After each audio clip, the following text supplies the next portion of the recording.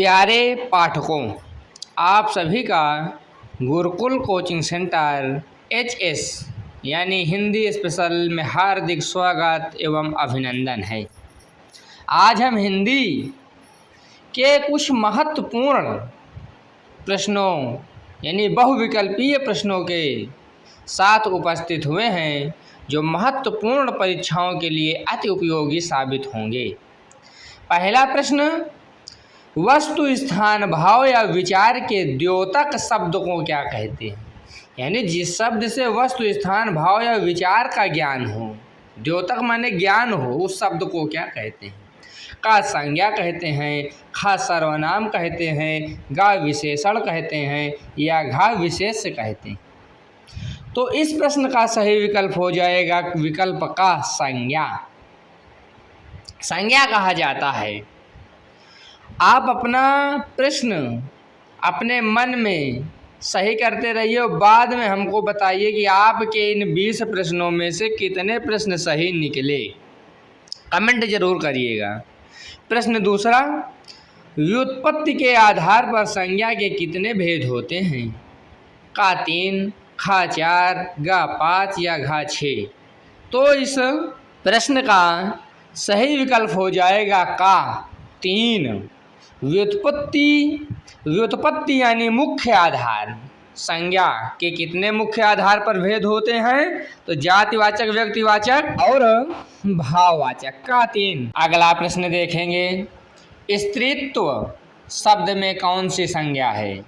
का जातिवाचक संज्ञा है, खा व्यक्तिवाचक संज्ञा है, गा भाववाचक संज्ञा है या घा द्रव्यवाचक संज्ञा है।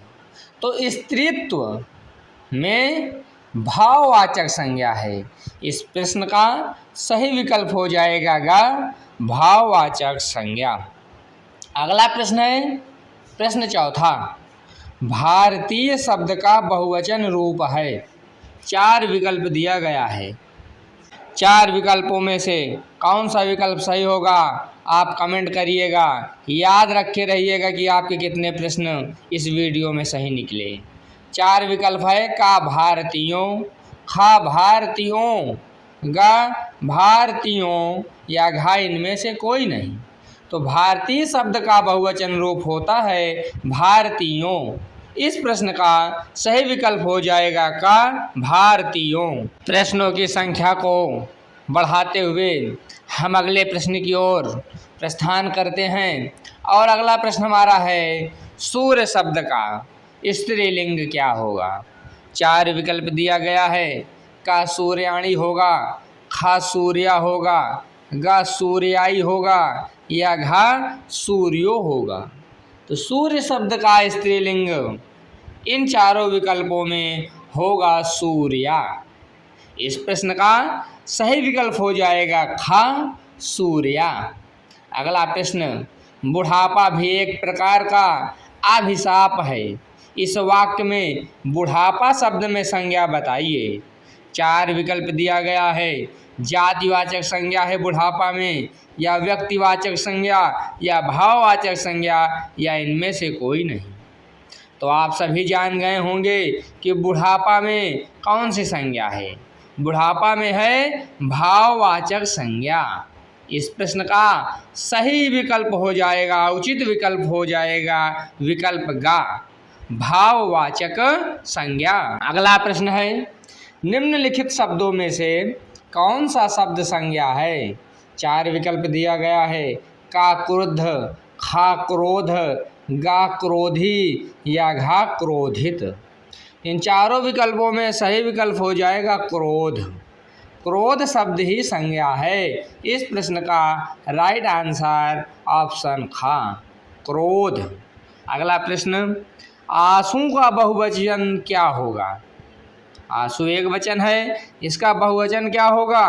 का आंसू ही होगा, खा आंसुएं होगा या गा आंसुओं होगा या घा इनमें से कोई नहीं होगा। तो इस प्रश्न का सही विकल्प हो जाएगा प्रश्न 8वें का गा आंसुओं। आंसू का बहुवचन होगा आंसुओं। इस प्रश्न का सही ऑप्शन होगा गा आंसुओं।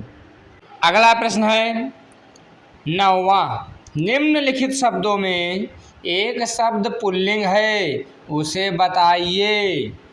4 विकल्प दिया गया है। का बुढ़ापा पुल्लिंग है, खा जड़ता पुल्लिंग है, गा घटना पुल्लिंग है, या घा दया पुल्लिंग है। तो इन चारों विकल्पों में पुल्लिंग शब्द है बुढ़ापा।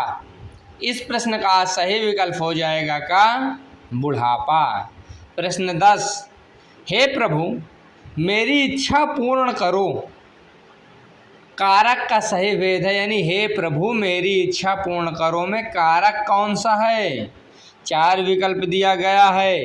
का अधिकरण कारक है, खा संबंध कारक है, गा संबोधन कारक है, या घा अपादान कारक है। तो हे प्रभु कर्ता ने कर्म को करण से ना इस प्रकार जब चलता है रूप, तो कारक चलता है जब, तो इस प्रश्न का सही विकल्प गा संबोधन कारक, क्योंकि हम प्रभु से कुछ कह रहे हैं हे प्रभु, तो इसीलिए हो जाएगा इस प्रश्न का राइट आंसर गा संबोधन कारक। अगला प्रश्न देखिए 11वां, भाववाचक संज्ञा बनाइए। बनाइए नहीं बल्कि यहाँ पर बताइए होना चाहिए ना। भाववाचक संज्ञा बताइए। 4 विकल्प दिया गया है और चारों विकल्पों में भाववाचक संज्ञा कौन सी है। लड़कापन है, लड़काई है, गा लड़कपन है, या घा लड़काईपन है। तो भाववाचक संज्ञा इन चारों विकल्पों में सही विकल्प हो जाएगा गा लड़कपन। लड़कपन is the right answer of the question number 11। प्रश्न 12, अगला प्रश्न देखिए सच्चरित्रता। सच्चरित्रता किस मूल शब्द से बना है ना। सच्चरित्रता किस मूल शब्द से बना है। का सच्चरित्र से बना है, खा चरित्र से बना है, गा चरित्रता से बना है, या घा सच्चरित्र से बना हुआ है। तो इसमें मूल शब्द है चरित्र, इसलिए इस प्रश्न का सही विकल्प और राइट विकल्प हो जाएगा खा चरित्र। इस प्रश्न का खा चरित्र होगा। प्रश्नों की श्रृंखला में आगे देखते हैं। प्रश्न 13वां कह रहा है कौन सा शब्द बहुवचन है। 4 विकल्प दिया गया है।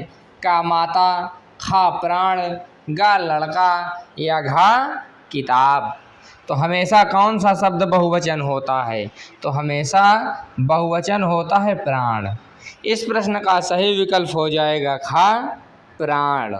अगला प्रश्न 14वां देखिए, निम्नलिखित में कौन सा शब्द पुल्लिंग है। का कपट है, खा सुंदरता है, गा मूर्खता है, या घा निंद्रा है। तो निम्नलिखित में से कौन सा शब्द पुल्लिंग है। तो इस प्रश्न का सही विकल्प हो जाएगा कपट। कपट शब्द जो है वो पुल्लिंग होता है। इस प्रश्न का राइट आंसर हो जाएगा का कपट। कपट है पुल्लिंग। प्रश्न 15वां, गीदड़ का स्त्रीलिंग क्या होगा। का गीदड़िन होगा, गीदड़िन होगा, खा गीदड़नी होगा, गा गीदड़ी होगा, या घा गीदड़िया होगा। तो 4 विकल्प दिया गया है। 4 विकल्पों में गा विकल्प सही है। गीदड़ का स्त्रीलिंग होता है गीदड़ी। इस प्रश्न का राइट आंसर हो जाएगा गा गीदड़ी। प्रश्न 16वां, किस वाक्य में अपादान कारक है। तो कारक अगर हम पढ़े होंगे तो बहुत आसानी से इस प्रश्न का जवाब हमको आ जाएगा। का राम ने रावण को तीर से मारा, खा मोहन से अब सहा नहीं जाता, गा हिमालय से गंगा निकलती है, या घा चाकू से फल काटो। तो इस प्रश्न का सही विकल्प हो जाएगा 16वें का गा। हिमालय से गंगा निकलती है। अपादान यानी अलग होने की स्थिति में अपादान कारक होता है। तो हिमालय से गा ऑप्शन इस क्वेश्चन का सही हो जाएगा। अगला प्रश्न, हिंदी में शब्दों का लिंग निर्धारण यानी स्त्रीलिंग, पुल्लिंग, नपुंसक लिंग कैसे बनता है। यानी स्त्रीलिंग, पुल्लिंग तो लिंग निर्धारण किसके आधार पर होता है? का संज्ञा के, या खा सर्वनाम, या गा अव्यय, या घा प्रत्यय। तो प्रश्न 17 का राइट आंसर सही विकल्प हो जाएगा घा प्रत्यय, यानी बच्चा लिखा हुआ है। अब बच्चा के लास्ट में यदि बड़ी ई लगा दिया जाएगा तो स्त्रीलिंग हो जाएगा बच्ची, इसलिए इस प्रश्न का सही विकल्प हो जाएगा घा प्रत्यय। अगला प्रश्न, निम्नलिखित में से भाववाचक संज्ञा कौन सी है? शत्रुता है, वीर है, मनुष्य है, या घा गुरु है। तो इस प्रश्न का सही विकल्प हो जाएगा शत्रुता।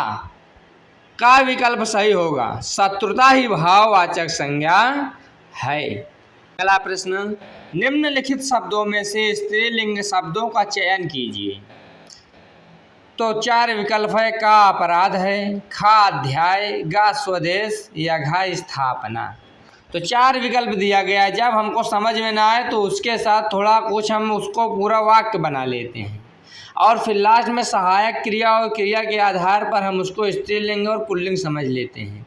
जैसे अपराध, तो इसका क्या होगा, उसने अपराध किया, तो किया से समझ लीजिए ये हो गया पुल्लिंग। अध्याय, वह अध्याय पढ़ रहा है, अब पढ़ रही होता तो स्त्रीलिंग में पढ़ रहा आ गया तो पुल्लिंग हो गया। गा स्वदेश गया, गई होता तो स्त्रीलिंग होता, स्वदेश गया तो इसके मतलब ये पुल्लिंग है। और घा, सन 1758 ईस्वी में किसी चीज़ की स्थापना हुई तो हुई स्त्रीलिंग आया। तो इस प्रश्न का सही विकल्प हो जाएगा घा स्थापना। स्थापना ही स्त्रीलिंग है। अगला प्रश्न हम देखेंगे और इस वीडियो का अंतिम प्रश्न देखेंगे कि अर्थ के आधार से संज्ञा कितने प्रकार की होती है।